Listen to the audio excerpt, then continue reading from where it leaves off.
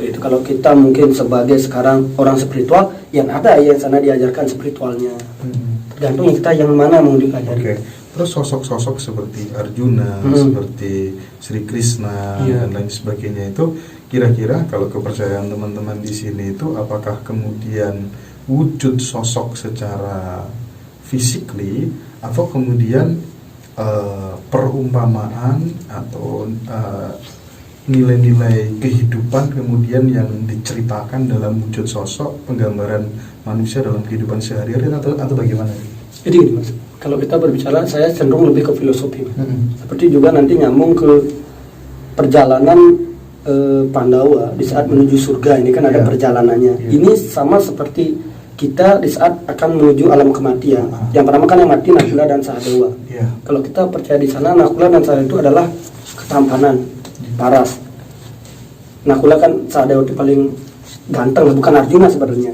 Jadi filosofinya apa? Kita manusia yang pernah hilang adalah apa? Wajah. Dalam artian udah nggak lagi ganteng, sudah keriput. Itu yang pernah mati. Setelah itu mati, baru dia yang mati Arjuna. Arjuna lebih kepintaran. Makanya kalau orang sudah mulai dia akan meninggal, setelah dia hilang yang namanya udah naik dewasa, tua, hilang yang namanya wajah, keriput mulai, habis itu kepintaran sudah lupa.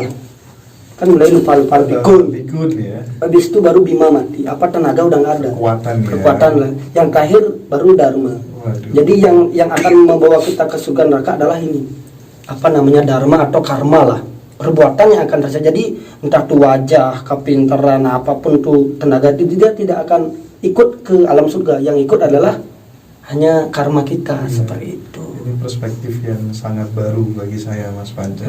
Sebelumnya saya belum pernah dengar nih makna filosofisnya dan cukup realistis juga sebenarnya, bisa diterima ya. Jadi ternyata pelajaran-pelajaran kehidupan yang kita bisa dapatkan dari kisah-kisah pewayangan itu spektakuler sebenarnya. Lebih pada ke makna filosofis kalau Mas Panca. Kalau saya setuju filosofis karena istilahnya universal itu. Jadi itu bisa dipakai sebagai pedoman dalam lintas agama apapun. Kalau kita melihat daripada filosofi, betul, seperti itu. Betul. Terus gini Mas, kalau saya melihat ya keliling kemana-mana waktu di Bali kemarin hampir jarang ya nggak ada bakso sapi, itu jarang sekali ya. Sebenarnya Tuhan menciptakan binatang itu atau khususnya sapi barangkali ya dalam rangka apa? Apakah hanya untuk sekedar dimakan atau dimangsa manusia? Atau teman-teman di Bali punya sudut pandang yang lain? Gimana Mas? Jadi gini, kalau masalah sapi, jadi di dalam konsep Beda dikatakan disebut dengan makhluk kamanduk namanya. Makhluk yang suci bahwa dipercaya dalam setiap wujud sapi itu ada yang namanya dewa bersemayam di sana. Karena kenapa? Zaman dulu para maharsi agama Hindu yang menghidupi adalah susu sapi. Itu yang menghidupi. Jadi kemudian membantu yang namanya pekerjaan, kita ambil filosofisnya lah, membantu pekerjaan sawah itu adalah sapi. Sapi itu sangat berguna dalam kehidupan. Bahkan dikatakan di dalam konsep kita Weda, membunuh sapi dan juga membunuh pohon itu dosanya sama dengan membunuh 10 Brahmana. Konsep di sana seperti itu Mas. Cuma nanti ada pengecualian kalau digunakan untuk sesajen Mas. Karena kenapa? Binatang itu dia tidak bisa naik level kalau tidak dia mempersembahkan dirinya. Jadi manusialah yang membantu. Makanya kalau konsep Hindu manusia itu berada di tengah-tengah Mas. Ada yang namanya alam bur buaswa. Jadi alam bur ini adalah alam untuk bangsa bawah seperti binatang, tumbuh-tumbuhan.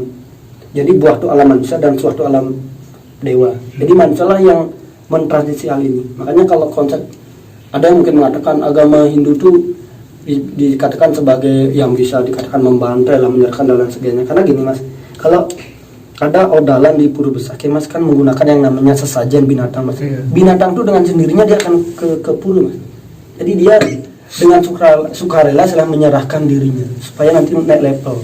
Itulah jadi filosofisnya sekali bahwa itulah sapi itu sangat membantu konsepnya seperti itu. Kemudian kalau yang di konsepnya kan Nandini lah, lebih banyak dia sapi putih lah.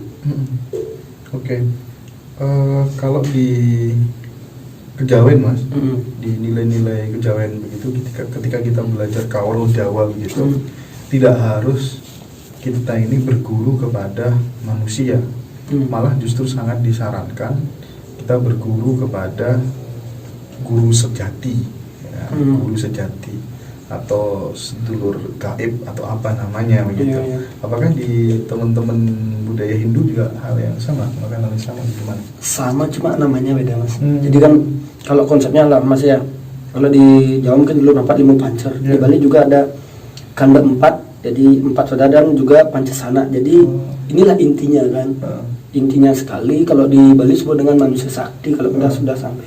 Ini kan ada di Bali ada Anggapati, Prajapati, Banapati, Raja dan Sang Buddha Dengan lah.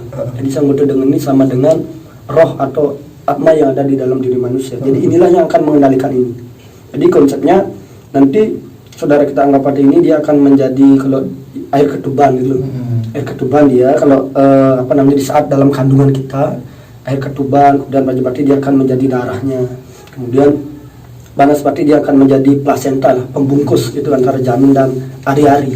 Dan Banaspati Raja ari-ari dan saya betul dengan ini adalah bayi itu sendiri. Seperti itu mas.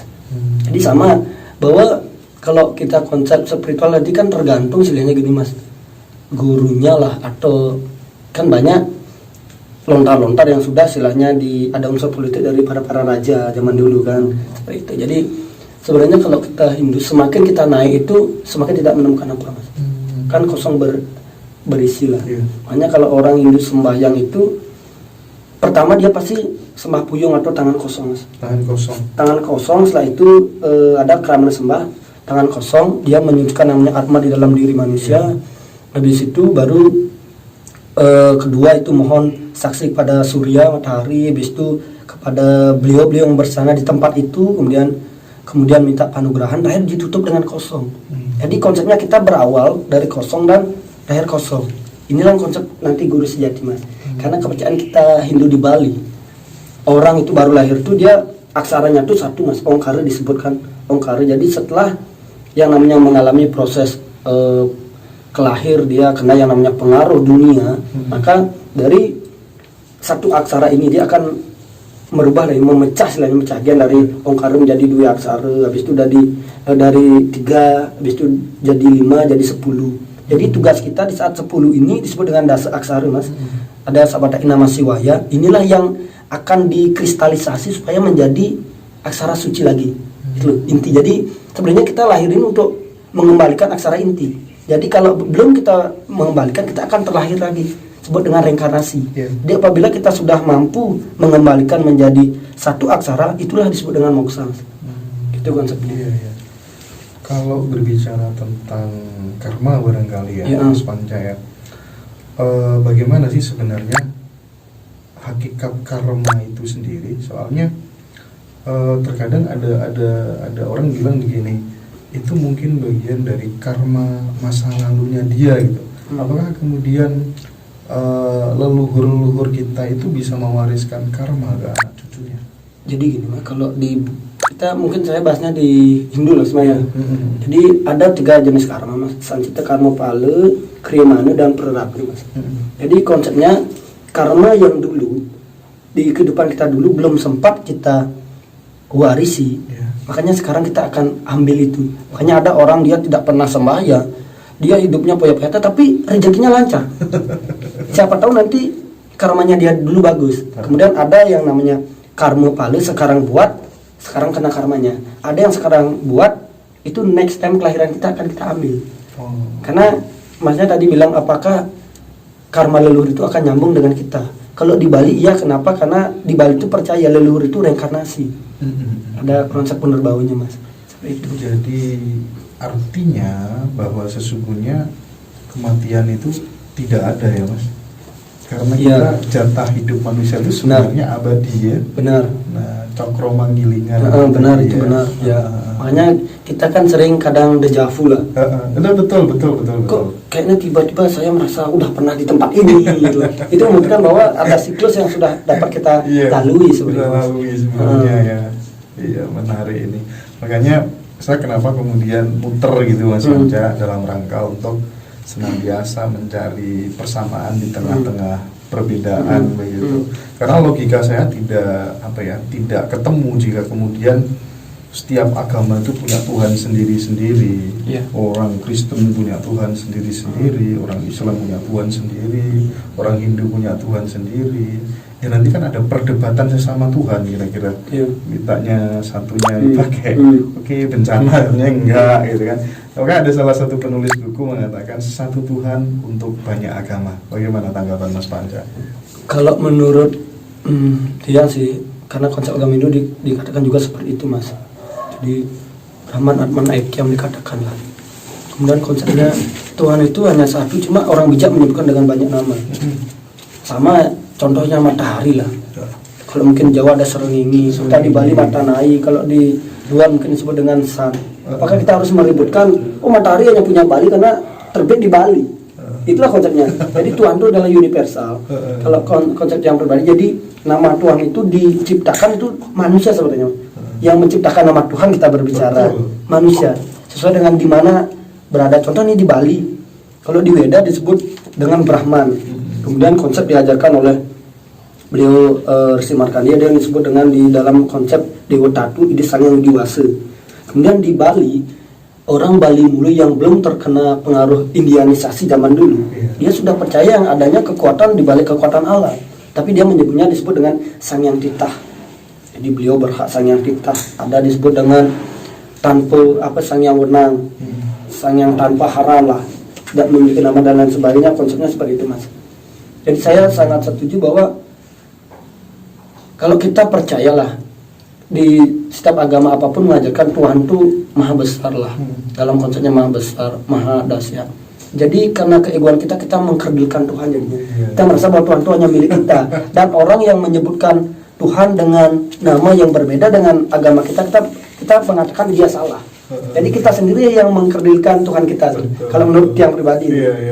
Kalau Mas Panca sendiri, sorry nih ya, memandang orang di luar Hindu, apakah orang tersesat atau enggak? Kalau saya gini, Mas, tidak ada satupun istilahnya kan yang pribadi, Mas. Karena saya agama itu kan agama pegangan, kayak baju lah. Contoh saya Hindu, ini baju saya. Kalau Masnya pakai, mungkin saya bilang ini bagus, karena saya cocok. Mungkin Masnya pakai nggak bagus, nggak suka. Contoh nih, saya Hindu, saya masuk ke agama Kristen, mungkin Buddha, mungkin saya nggak cocok. Seperti itu. Apakah agama itu jelek? Enggak loh. Tergantung orangnya. Iya, kalau saya itu orangnya apapun, karena gini, Mas. Di saat kita melakukan suatu kebaikan tidak akan ada yang menanyakan apa agamamu. Betul. Itu menurut saya.